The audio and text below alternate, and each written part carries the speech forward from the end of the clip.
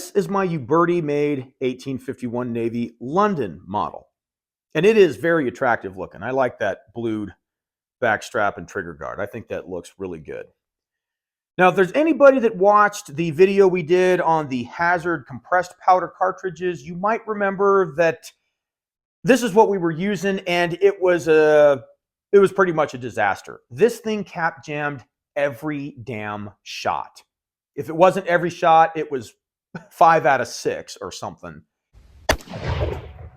Hey, all right. 928. There we go.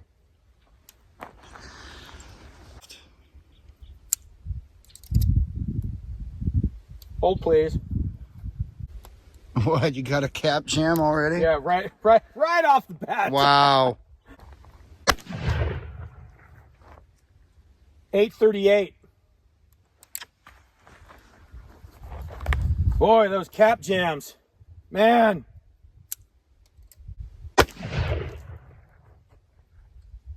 814.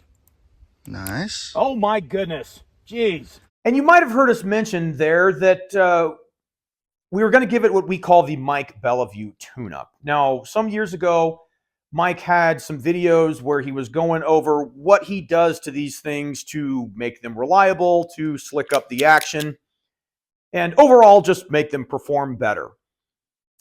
And I don't know if I should put a link to those videos because I don't know if I want to draw attention to that kind of stuff, because YouTube, in their, as Mike puts it, jihad against gun tubers, they really don't like that kind of stuff. That was totally acceptable then, but now is now, and it's not acceptable now. So you'll have to look for them. But great videos on the basic stuff on what to do to tune these up. Now, most people will say, oh, all you need to do is get a set of slick shot nipples. It cures all cap and ball problems in the known universe. And yeah, we did that, and it's still cap jammed. The next thing on the list when it comes to cap jams like that is doubling up the hammer spring, because I can tell you that the hammer spring on both this 51 and this 61 Navy that I bought at the same time were really, really wimpy. Compared to any of my other cap and ball guns, especially anything Paeta made, very, very light. The doubled up hammer spring is something that I've had to do on pocket guns more than a few times. 49 pockets, pocket police, pocket navies, that kind of stuff. But again, usually between some slick shot cones and a doubled up hammer spring, that takes care of the problem. So we doubled up the hammer spring. It's still cap jammed like a son of a bitch. Hi. Hi? That's what it looked like. Man. Oh, that thing is a piece of shit. Well, the interesting thing now is all the caps are stuck there. They're just hung, hung up against the recoil shield. I don't know what happened to that one. That looked like it hit him. I think you hit the bunny. Oh, man. It is locked up entirely now. Yep. Is that brand new? No. Well,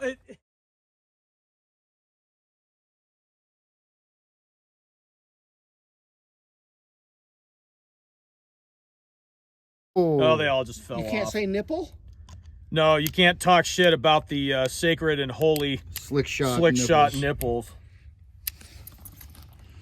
Now, the Mike Bellevue tune-up stuff is all stuff that we pretty much do on any cap and ball revolver that I buy, with the exception of my newest Remington New Model Army. I have not done anything to that. I haven't even opened it up other than to just, clean it.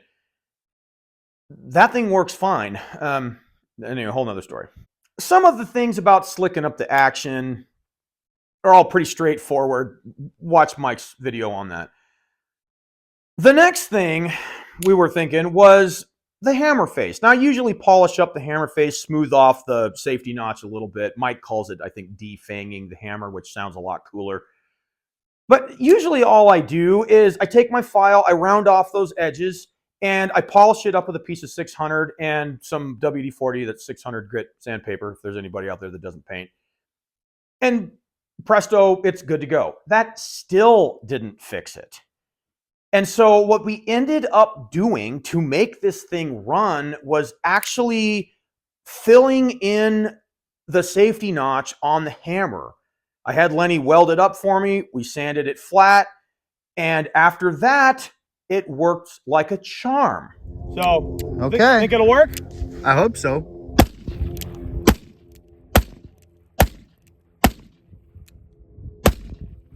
Had a slight hang on that last one, but I've seen worse.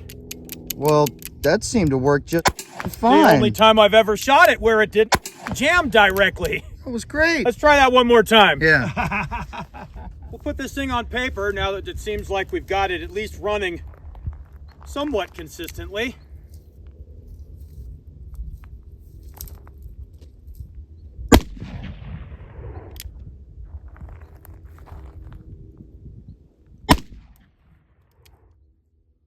Good. Good.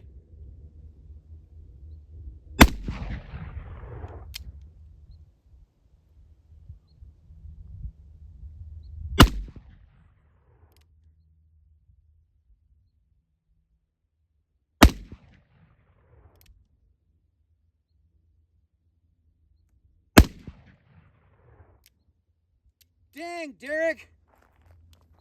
I think this thing is fixed. Pitching. Finally. Man, I've never had one give me that much trouble. Yeah, that one was special. That was terrible.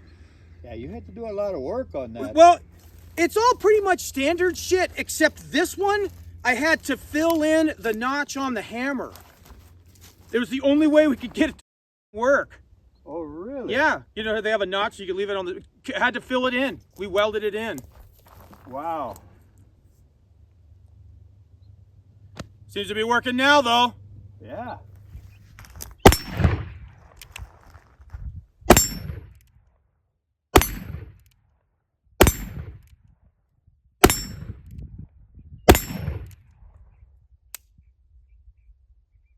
Was that all 6? I think so. It's going so well, I just lost count. Well, it's a miracle. There you go. Wow, how about that? This thing almost shoots as good as it looks. Yeah. Lovely. Great. Fantastic. God, I'm serious, man. I was like, that was only 5, right?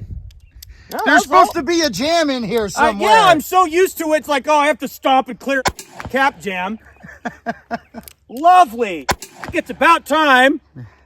Cool. Took a lot, but we got it. Pitching. I guess in hindsight, I wish I would have taken the hammer out of the 61 and put it in the 51 to see if it changed, because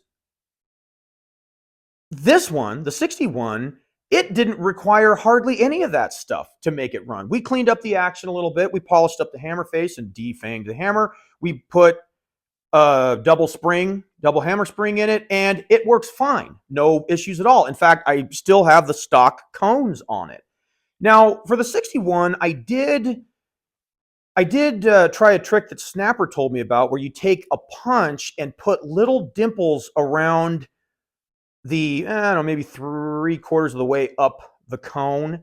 And I mean little dimples, not hammering it with a punch, just to kind of give the cone a little bit of grip on the cap. And it's fine. This thing runs great. And it still has the hammer notch. So I don't know why the 51 gave me so much trouble, but it certainly did.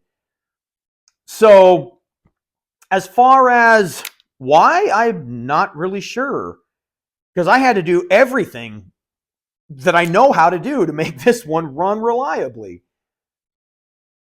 As far as not having the safety notch, you probably shouldn't load 6, because you can't put it on a notch and have it stay there. You could put it on there, set it there, but you could turn it one way or the other. I know it might sound bad, but I did load this with 6 and carry it, and I took a coyote with it. I was using 18 grains of 4F with a 36 Navy conical, a Iris Gone Navy conical. And I was carrying 6. And I had it set on that notch, even though it doesn't sit in there. And no one got shot in the foot. It didn't go off unexpectedly or anything like that, but it's probably not good practice to, you probably should just load 5. But if there were 6 or 8 coyotes that showed up, I would have been in trouble. So it's a good thing I was carrying 6. Now, I've heard some people say that, oh, well, anytime you buy one of these revolvers, it's like a kit gun that's mostly put together and you still have to do some things to it. Well, yeah, okay, that's not a bad way of looking at it. But why then did this give me so much trouble, where the 61 here took the normal stuff, and then the Remington New Army didn't need anything at all? The obvious answer is because, well, it's a Remington and it's just superior. So there, you guys could eat that up in the comments. So as usual, folks, if you thought this video didn't suck, do me a favor and hit the like button and consider subscribing. And if you did think it sucked, go make your own damn video.